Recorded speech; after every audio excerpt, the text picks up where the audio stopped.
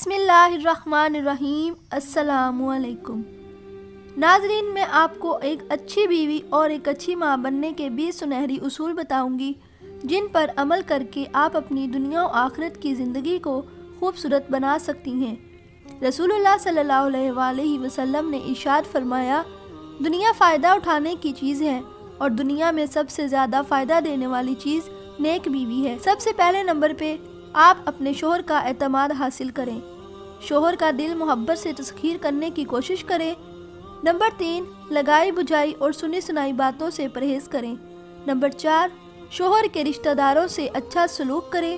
Number 5، شوہر گھر واپس آئے تو کبھی بھی ساس نند اور گھریلو جھگڑے اس کو مت بتائیں۔ نمبر 6، جو رشتہ دار ناراض ہوں ان کے ہاں صلہ رحمی کی نیت سے جائیں۔ نمبر 7، گھر سے باہر جاتے ہوئے پردے کا خاص خیال رکھیں۔ نمبر 8، شوہر کو پریشانی کے وقت تسلی دیں اور اس کا ساتھ دیں۔ نمبر 9، شوہر کو صدقہ و خیرات کی ترغیب دیتی رہیں اور خود بھی اس کا اہتمام کریں۔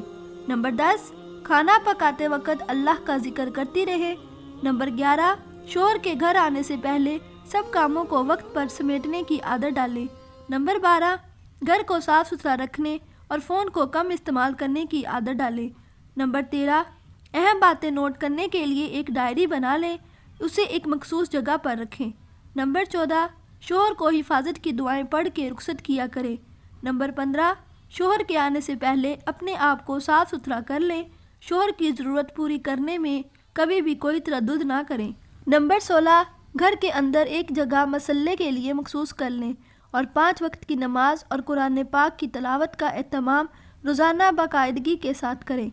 نمبر 17، اپنے دل کا غم فقط اللہ کے آگے بیان کریں، ضروری ہو تو شوہر سے شیئر کریں۔ نمبر 18، اگر آپ ایک ماں ہیں تو اپنے بچوں کی تعلیم و تربیت کا خاص خیال رکھیں اور ان کو چھوٹی چھوٹی سنت رسول صلی اللہ علیہ وآلہ وسلم کا پابند بنائیں۔